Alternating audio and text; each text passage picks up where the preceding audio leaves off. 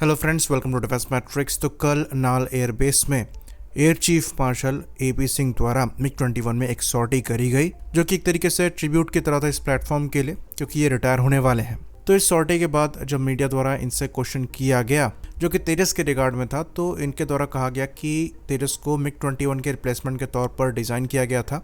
ये इसलिए एक छोटा एयरक्राफ्ट है और यहाँ पर जो डिज़ाइन मोटिवेशन है ये मिराज 2000 से भी आई थी, इसलिए डेल्टा विंग भी है।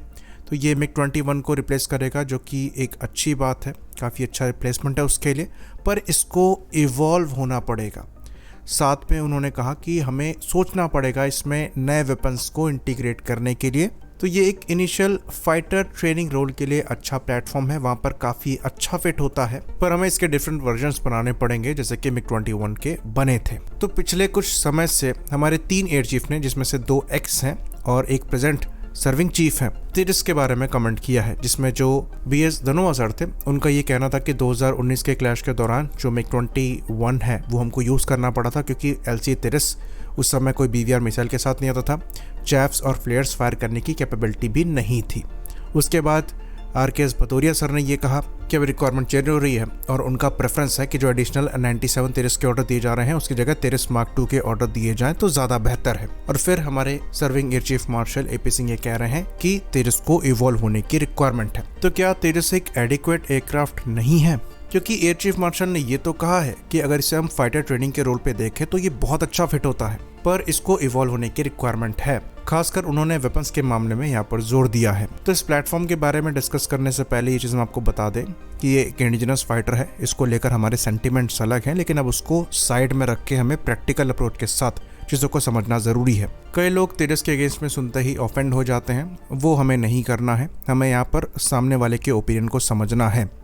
3 एयर चीफ इसके बारे में बात कर रहे हैं और वो इस प्लेटफॉर्म के यूज़र हैं। तो पहले के मुकाबले जो एयर कॉम्बैट है वो काफ़ी ज़्यादा बदली है और अभी भी यहाँ पर बदलाव हो रहे हैं। तो पहले आपको हर एक दशक में एयरक्राफ्ट को अपग्रेड करना पड़ता था उसे रेलेवेंट रखने के लिए, लेकिन अब वो टाइम पीरियड काफ़ी कम हो चुका है। सॉफ्टवेयर अपग्रेड्स तो कुछ सालों में आ गए हैं, हर 5 साल में अब सिग्निफिकेंट अपडेट्स हम देख रहे हैं और 10 साल में मेजर अपग्रेड्स की तरफ हम आगे बढ़ रहे हैं। इवन चीज़ें इतनी तेज़ी से बदली हैं कि जो मिराज 2000 को अपग्रेड किए हमें 10 साल भी नहीं हुआ, उसका अपग्रेड अब इररिलेवेंट हो गया है। तो कॉम्बैट पूरी तरीके से बदल चुका है। मिग-21 जिस रोल के लिए था, अब वो रोल ऑलमोस्ट खत्म हो गया है। अब एयर डिफेंस सिस्टम्स इतने एडवांस हो गए हैं कि आपको इंटरसेप्टर्स चाहिए ही नहीं, क्योंकि वो आपके फर्स्ट रिस्पॉन्डर्स हैं। तो फाइटर प्लेटफॉर्म का भी रोल अब बदला है। तेजस, जैसा कि बताया जाता है, मिग-21 के रिप्लेसमेंट के तौर पर डिज़ाइन किया गया था, पर मिग-21 जिस रोल के लिए बनाया गया था वो रोल भी अब खत्म होता हुआ दिखाई दे रहा है। तो तेजस के साथ एक ट्रेजेडी हुई है।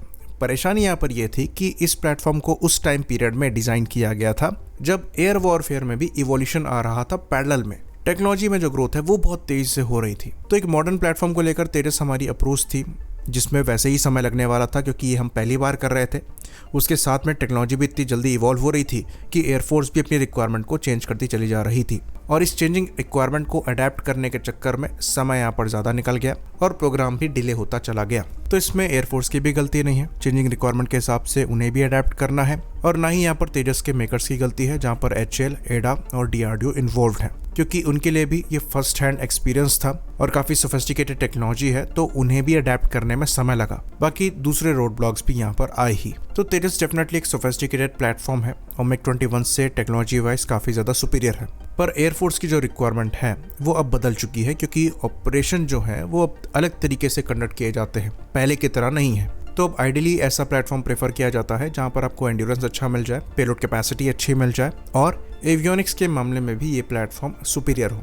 इसलिए जो farmer air chief RKS Bhadauria हैं, उनका प्रेफरेंस 97 एडिशनल तेजस मार्क 2 का था तेजस मार्क 1 के बजाय, क्योंकि तेजस में कुछ लिमिटेशंस हैं। प्लेटफॉर्म छोटा है तो यहाँ पर फ्यूल कैपेसिटी कम है, एंड्योरेंस कम है, पेलोड कैपेसिटी लिमिटेड है, जो कि पाकिस्तान के थ्रेट को एड्रेस करने के लिए तो सफिशिएंट है, लेकिन हमें खाली पाकिस्तान को एड्रेस नहीं करना है, हमें ऐसे प्लेटफॉर्म चाहिए जो कि दोनों थिएटर में काम आ पाए। तो तेजस वहाँ पर फिट नहीं हो रहा है। ये एक स्पेसिफिक रोल के लिए, एक स्पेसिफिक एडवर्सरी के लिए अच्छा है, और इसीलिए अब प्रेफरेंस है कि कम से कम medium multi role combat aircraft हमारे द्वारा लिया जाए, चाहे ये रफाल हो, तेजस मार्क 2 हो या फिर AMCA हो। फ्यूचर में आपको कोई भी लाइट कॉम्बैट एयरक्राफ्ट की रिक्वायरमेंट नहीं दिखेगी, क्योंकि अब वो फिलोसफी जा चुकी है। क्योंकि ये लाइट कॉम्बैट एयरक्राफ्ट आपके डिफेंसिव रोल ही परफॉर्म कर सकते हैं, क्योंकि यहाँ जो एंड्योरेंस है वो लिमिटेड है। अब डिफेंसिव रोल के लिए आपके पास long range air defence systems आ चुके हैं। तो फ्यूचर में अगर आपको ऑफेंसिव रोल परफॉर्म करने हैं, जिसके अंतर्गत अगर आप एयर डोमिनेंस करते हुए एनिमी के एयर स्पेस में एंटर करके ऑपरेशन परफॉर्म करते हैं, तो आपको ऐसे प्लेटफॉर्म चाहिए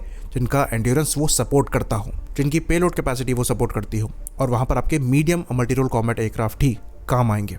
इसलिए जो करंट एयर चीफ हैं उनका ये कहना है कि तेजस को इवॉल्व होना पड़ेगा, खासकर वेपन पैकेज के मामले में, क्योंकि जो एयरक्राफ्ट की फिजिकल शॉर्टकमिंग है उसको वेपन्स के थ्रू ही एड्रेस किया जा सकता है। ये चीज़ हम पास्ट में भी कई बार बोल चुके हैं।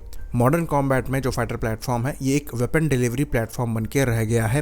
वेपन आपके स्मार्ट हो गए हैं, ये प्रिसाइजली टारगेट को लॉन्ग रेंज में हिट कर सकते हैं।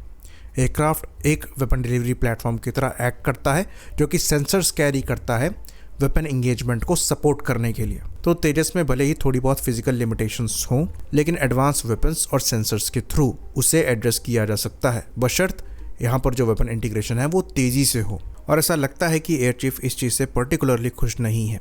ये चीज़ एरो इंडिया में भी दिखाई दी थी। तो अस्त्र मिसाइल की फायरिंग तेजस मार्क 1 से होनी है।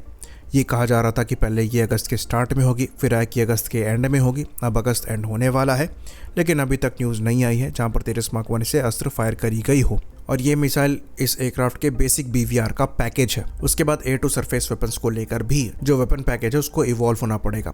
तेजस में आपको लॉन्ग रेंज क्रूज मिसाइल्स लगानी पड़ेंगी, long range stand of weapons लगाने पड़ेंगे, जिसको लेकर थोड़ी बहुत प्रोग्रेस तो दिखाई दी है, पर जिस स्केल पर चाहिए उस स्केल पर नहीं। ऑपरेशन सिंदूर में ये चीज़ क्लियर हो गई है कि आपको स्टैंड ऑफ रेंज के वेपन्स की रिक्वायरमेंट है। तो स्कैल्प जैसी क्रूज मिसाइल, ब्रह्मोस जैसी क्रूज मिसाइल का इंटीग्रेशन तेजस से मस्ट है। ऑल्दो ब्रह्मोस NG का जो इंटीग्रेशन है वो प्लान किया गया है, लेकिन अभी ब्रह्मोस NG मिसाइल बनी नहीं है। बाकी जेडैम का इंटीग्रेशन यहाँ पर हुआ है, जो कि स्टैंड ऑफ वेपन है। उसके बाद हैमर का इंटीग्रेशन हुआ है, जो कि रशिया यूक्रेन वॉर में यूक्रेन द्वारा काफ़ी इस्तेमाल किया जा रहा है। ये अच्छी बात है। फिर रुद्रम मिसाइल की इंटीग्रेशन की भी बात यहाँ पर करी जा रही है। तो ये सारे इंटीग्रेशन जल्द से जल्द हों, ये बहुत ज़रूरी है। तभी आप इस प्लेटफॉर्म को प्रॉपरली ऑपरेशंस में इस्तेमाल कर पाएंगे ऑफेंसिव रोल में। तो वेपन इंटीग्रेशन को लेकर एयरफोर्स फ्रस्ट्रेटेड दिखी है, और ये एक्चुअली जायज़ है, क्योंकि जो मॉडर्न कॉम्बैट है उसके थ्रेट को एड्रेस करने के लिए जिन वेपन्स की रिक्वायरमेंट है उसका इंटीग्रेशन पेनफुली स्लो यहाँ पर हुआ है। तो यही इवोल्यूशन है। अगर ये चीज़ तेज़ी से हो जाएगी तो ये एक पोटेंट प्लेटफॉर्म है जो कि और भी ज़्यादा कैपेबल बनेगा। इवन अभी आइस ब्रेकर के इंटीग्रेशन की भी बात यहाँ पर करी जा रही है, जो कि एक इजरायली क्रूज मिसाइल है, और इसराइल ने उस चीज़ को ऑफर भी किया हुआ है। मोस्ट लाइकली उसे हम फ्यूचर में देखेंगे, पर अभी फिलहाल उसको लेकर किसी भी तरीके की न्यूज़ या फिर कंफर्मेशन नहीं आया है। बाकी अपफ्रंट से HL को भी लॉन्ग रेंज BVR मिसाइल का इंटीग्रेशन स्टार्ट कर देना चाहिए, जिसके अंतर्गत स्काई स्टिंग मिसाइल को यहाँ पर इंटीग्रेट किया जा सकता है। तो इसी तरीके की इवोल्यूशन की बात एयर चीफ कर रहे हैं। अच्छी बात यहाँ पर यह है कि तेजस एक मॉड्यूलर प्लेटफॉर्म है, और वेपन इंटीग्रेशन बहुत बड़ा इशू यहाँ पर नहीं आएगा। ये प्लेटफॉर्म सर्विस में रहते हुए भी इवॉल्व होते रहेंगे, और इनमें नए नए वेपन्स इंटीग्रेट होते रहेंगे। तो एयर चीफ द्वारा जो चीज़ कही गई है उसे आउट ऑफ कॉन्टेक्स्ट लेने की ज़रूरत नहीं है। उन्होंने बहुत सही बात कही है, और वो चीज़ अगर समय पर होती है तो डेफिनेटली उस प्लेटफॉर्म का पोटेंशियल काफ़ी ज़्यादा बढ़ने वाला है। आई होप इन्फॉर्मेशन यहाँ पर क्लियर रही हो। इसी बात पर इस वीडियो को हम ख़त्म करेंगे। लाइक करिए, सब्सक्राइब करिए। जय हिंद।